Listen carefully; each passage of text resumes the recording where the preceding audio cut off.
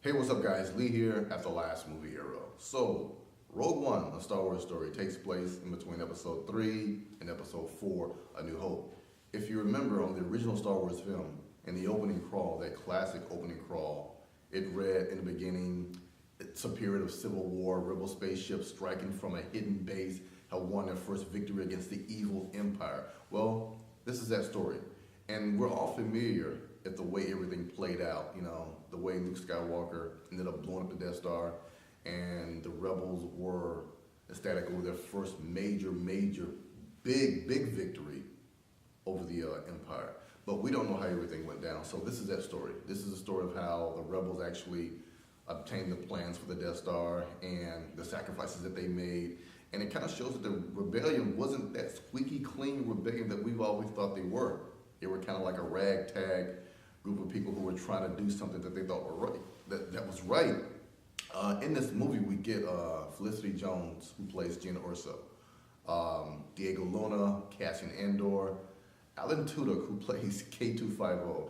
And I'll let you see it, but this guy is actually, this character is absolutely funny. I mean, his lines are just, have the crowd really roaring at certain times. Donnie Yen, who plays somewhat of a Jedi, I'll let you see that and decide for yourself. Forrest Whitaker, who plays Saw Gerrera, who I wish I would have seen more of him in the movie as well. I liked his character a lot. Mads Mikkelsen, who plays Galen Erso, that is the guy who is responsible for designing the Death Star. And he's kind of like the hero. I mean, he's not he is the hero of this story. I think he's the hero of this story. And, Ben Mendelsohn, who plays Orson Krennic, this guy, he is, he's the equivalent to Darth Vader in a sense. In this movie, he is the bad guy. I mean, he's kind of over the top at times, but I think when you're in a Star Wars movie, you're playing the bad guy, you got to be somewhat over the top. If you want to try to trump Vader in any Star Wars movie, you got to be somewhat over the top. And speaking of Vader, Vader's in the movie. Now, here's the downside. He's not in the movie a lot, but he's in the movie.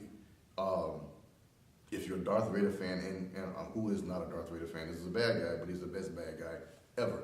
I wish he was in the movie more, but you get a little Vader, I'm happy. A lot of Vader would have been great, but we do get Vader, but not as much as you would think.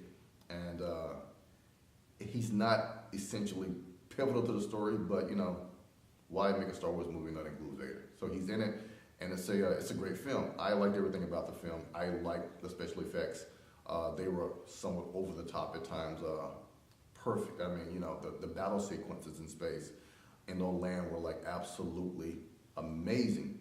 So, in my book, should you see this film? Yeah, go see Rogue One, A Star Wars Story. It's probably one of the best Star Wars films I've seen since Empire. And I'm pretty sure you're going to love this movie. Anyway, guys, that's my time. As always, like, share, leave your comments below, and I will see you guys next time with The Last Movie Hero.